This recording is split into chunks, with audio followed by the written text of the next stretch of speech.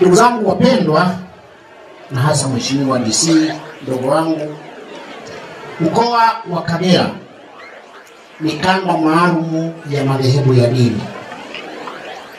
Bila mkono wa dini katika mkoa huu ungepata tabu sana, kwa sababu sehemu kubwa ya huduma za jamii kabla na baada ya uhuru zimetolewa na makanisa.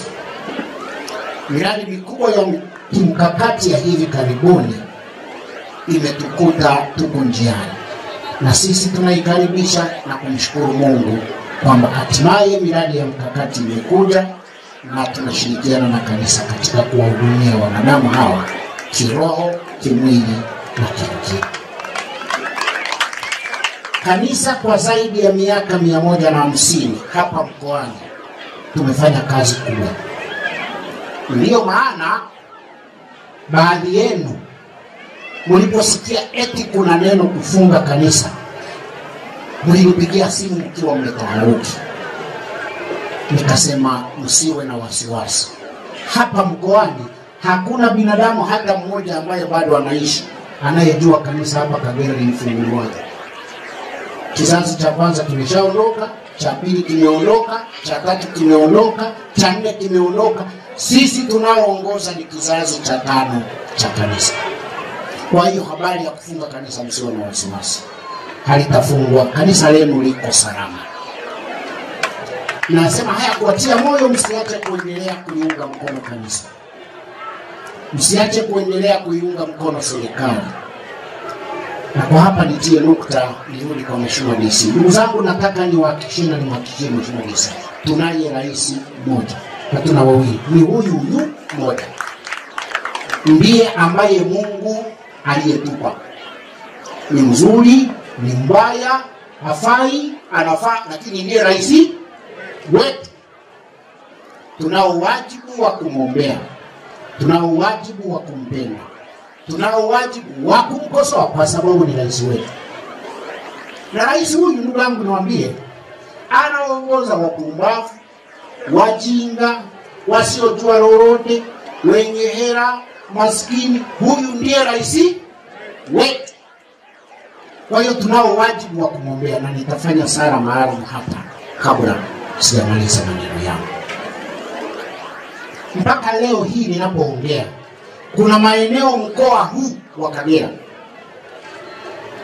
ambako serikali haijafika, lakini kanisa lipo, limeshafika. Wao wanawakumbuka wakati wa kupiga kura, ndio wanaenda kutafuta kura. Baada ya hapo hawapo. Maeneo katika mkoa huu unafahamu.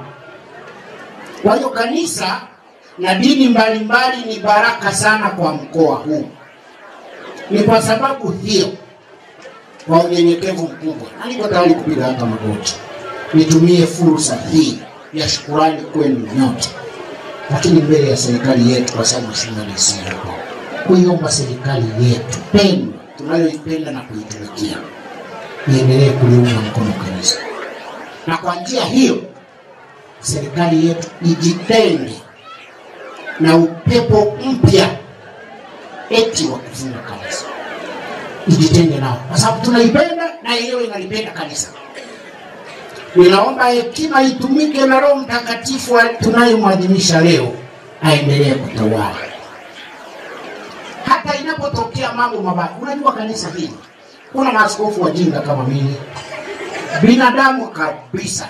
Ukiwaangalia, ukiondoa huu utukufu tunaovishi, ni binadamu wajinga, watukutu, wenye dhambi sawa na mtu mwingine. Yote tunayafanya haya tunayoyafanya kwa neema ya Mungu aliyetuleta.